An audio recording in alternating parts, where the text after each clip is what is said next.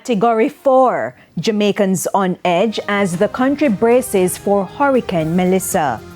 Good evening and welcome to this extended edition of Primetime News on air and online at onespotmedia.com. I'm Andrea Chisholm. Special welcome as well to our viewers on TVJ International in the Cayman Islands.